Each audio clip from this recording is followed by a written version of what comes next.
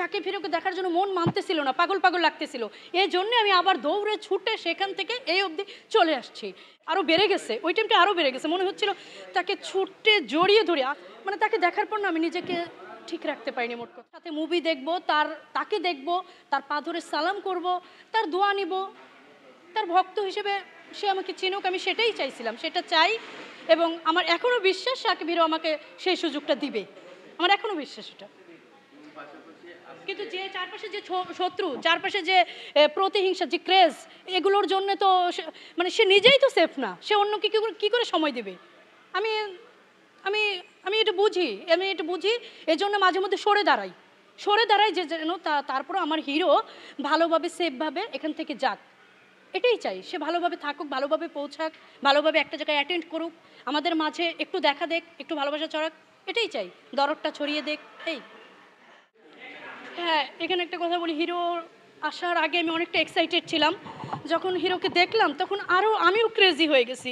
তখন মনে হয়েছিল কেন হিরোকে আমি ওভাবে বলতে পারছি না যে আমি উর্মি, আমি তোমার ভক্ত এবং আমি তোমাকে সালাম করতে চাই। তখন আমার আবেগটা, ভালোবাসা আরও দরদ, মানে আরও বেড়ে গেছে, ওই টাইমটা আরও বেড়ে গেছে। মনে হচ্ছিল তাকে ছুটে জড়িয়ে ধরে। আজকে দেখার পর আমার এটাই মনে হয়েছে বারবার। তার মুভি দেখে তো অলরেডি ফিদা হয়েই গেছি, তার মধ্যে তার যে লুক দেখলাম, আর যেই মানে তাকে দেখার পর না আমি নিজেকে ঠিক রাখতে পারিনি। মোট কথা, আমার সেজন্য একটু খারাপ লাগা, এখন একটু বেশি খারাপ লাগতেছে যে না, আমার বরাবরের মতো তাকে দেখি, কিন্তু সেই ইচ্ছেটা আমার আজও পূরণ হলো না।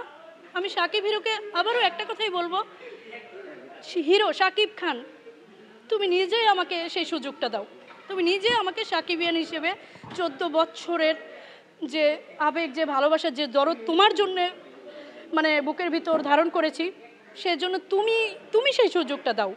এবং আমি আবারও বলবো যে সবার সামনেই আমি সেই সুযোগটা চাই।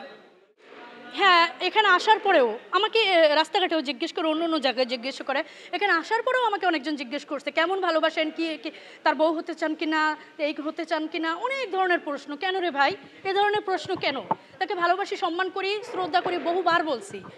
তার ভালো চাই, সে ভালোভাবে বেঁচে থাকুক, আমাদের মধ্যে ভালো ভালো কাজ দেখ। যেমন এই যে তুফানে, যে একটা তুফান ঝড় বয়ে দিয়েছিল, দরদে যে একটা মায়া ভালোবাসা ছড়াই দিছে, সেই ভালোবাসাটাই আমাদের মধ্যে দিয়ে যাক সে, এটাই চাই। কেন ওই ধরনের কথা বলবে, কেন ওই ধরনের, যাদের মেন্টালিটি খারাপ তারা এই ধরনের কথা এখনও বলে বেড়াচ্ছে। তারা ভালোবাসার মানেই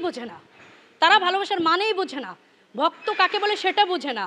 তাদের মধ্যে ওই যে এখন যে বর্তমানে যে দরদ, মায়া, ভালোবাসাটা ছড়িয়ে দিয়েছে শাকিব খান, সেই জিনিসটা তাদের মধ্যে বিন্দু মাত্র নয়। আমি বলবো তাদের মেন্টালিটি খারাপ। শাকিব খানকে আমি ভালোবাসি, সম্মান করি, শ্রদ্ধা করি, এটা আমি আজীবন ভালোবাসবো, মৃত্যু পর্যন্ত তার ভালো চাইবো, ভালোবাসবো। এবং যারা এগুলো বলে বেড়ায় তাদের আমার কিছু বলার নেই ভাইয়া, তাদের অনেক বলছি। তারা যদি পাগলামি করে, তারা যদি তাদের মেন্টালিটি নিয়ে কথা বলতেই থাকে, সেটা তাদের সমস্যা, আমি কি বলবো।